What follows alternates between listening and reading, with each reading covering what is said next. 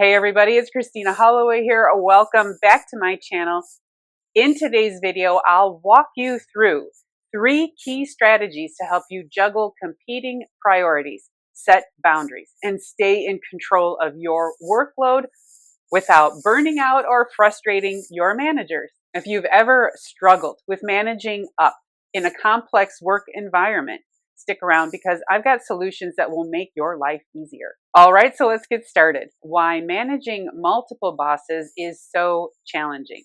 Before we jump into solutions, let's talk about why managing multiple bosses can feel overwhelming. If you've ever felt stuck in the middle of conflicting demands, you're not alone. Many professionals, especially in matrix organizations or cross-functional roles, find themselves answering to more than one manager, and it can quickly become a juggling act.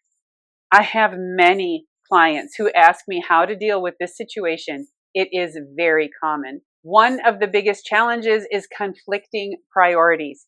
Each boss has their own goals, deadlines, and pressures, and they're not always aligned. One leader might expect you to drop everything for an urgent request, while another assumes their project is your top focus.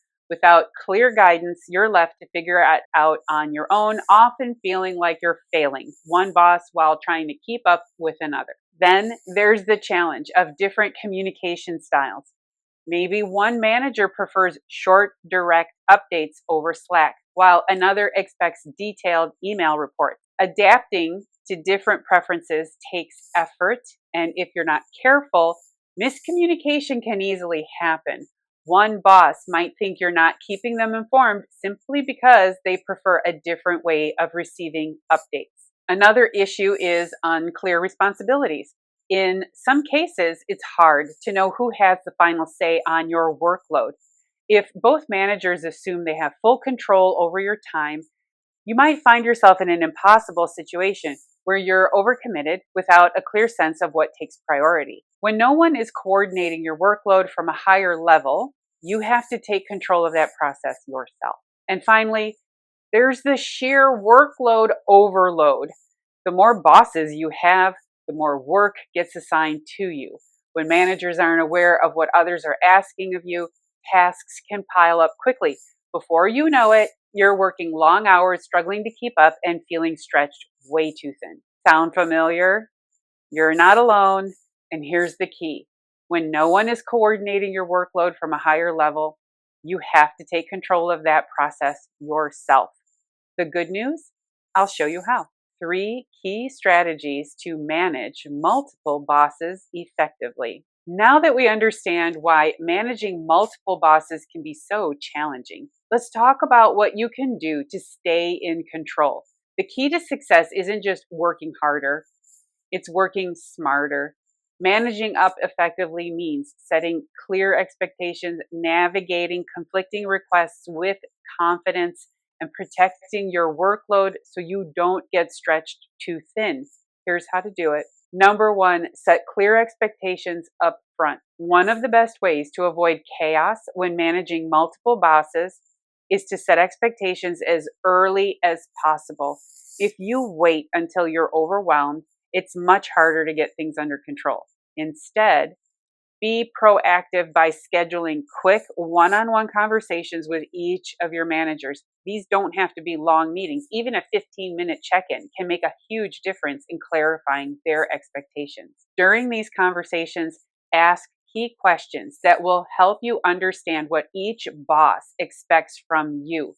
Questions like, what are your top priorities for me this quarter? Or how do you prefer updates, emails, meetings, or Slack? Can give you valuable insight into how they work. If you anticipate that priorities may conflict, it's also helpful to ask, if I have competing deadlines, how would you like me to handle them?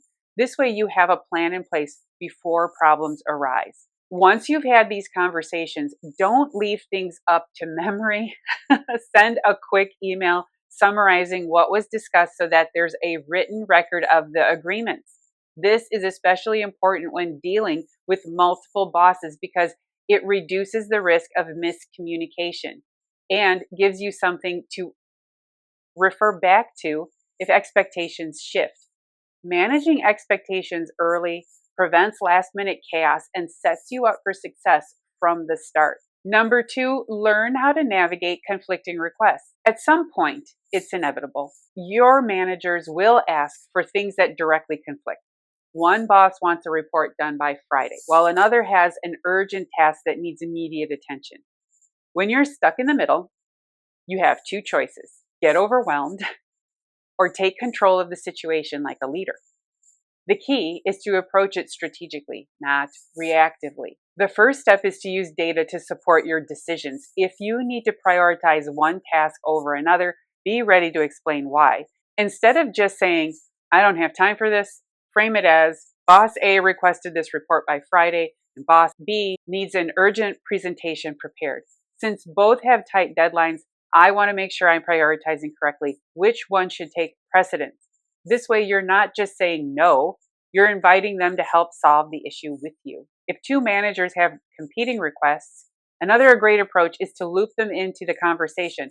Sometimes bosses aren't even aware that they're putting you in a difficult position. In these cases, it can be helpful to say, I want to make sure I'm meeting both of your needs. Would it help if we had a short meeting to align on priorities? This simple step can clear up confusion and ensure that you're not the one stuck making impossible choices. Finally, always try to offer solutions rather than just pointing out problems. If two urgent tasks land on your plate at once, suggest a reasonable adjustment. For example, I can complete both, but I may need to push this second deadline back slightly. Would that work? By showing that you're solution-oriented, you demonstrate professionalism while protecting your workload. Managing conflicts isn't about choosing sides. It's about facilitating a path forward that works for everyone. Number 3, set boundaries to protect your workload. When you're reporting to multiple bosses, it's easy to fall into the trap of saying yes to everything. But the reality is you can't do everything, at least not without sacrificing the quality of your work or burning yourself out. The best leaders know that protecting their time isn't about saying no. It's about making sure their work has the greatest impact. That's why setting boundaries is crucial. The challenge is doing it in a way that keeps your managers happy while ensuring you don't take on more than you can realistically handle. One way to do this is by using time blocking. Instead of letting your schedule be completely open-ended, set aside dedicated blocks of time for different projects. If your managers know that certain hours are reserved for specific tasks, they're less likely to interrupt or add last-minute requests. For example, you could say, I have time blocked on Tuesday afternoons for Project A, so if anything urgent comes up related to Project B, I can tackle it on Wednesday morning. This helps you manage expectations without making it seem like you're refusing work. Side note, do the best you can. This is an effective approach when you're working with reasonable people. And if you're really struggling, just practice doing it little by little until it becomes natural to you. Do the best you can. Another way to protect your workload is by being honest about your bandwidth. If a new task comes your way, but you're already overloaded, don't be afraid to speak up. Instead of just saying no, frame it in a way that invites collaboration. For example, I can take this on, but it would push back another deadline. Which one should I prioritize? This approach shows that you're willing to be flexible while also ensuring that your workload remains realistic. It's my favorite approach, and I've used it myself with great success. This small statement is a great way to illustrate your ability to manage time. Time management is a leadership trait, and this is a great way to illustrate it to other people. Finally, batching updates can save you time and reduce the constant back and forth communication. If you have multiple managers, you might feel like you're constantly giving status updates throughout the day.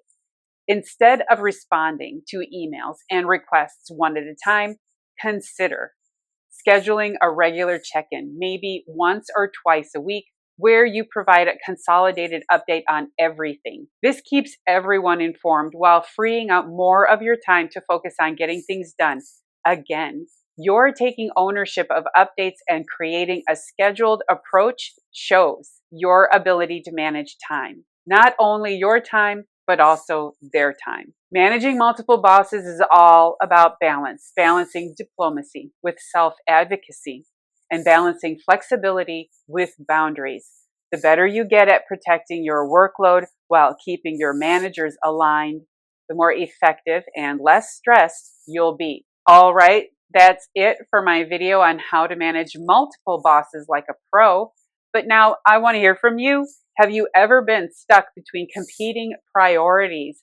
How did you handle it? Or if you're dealing with this right now, what's the biggest challenge you're facing?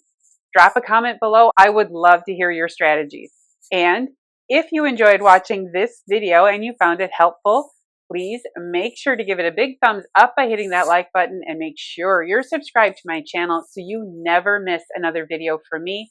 Thank you for watching, and I'll see you in the next video. Bye.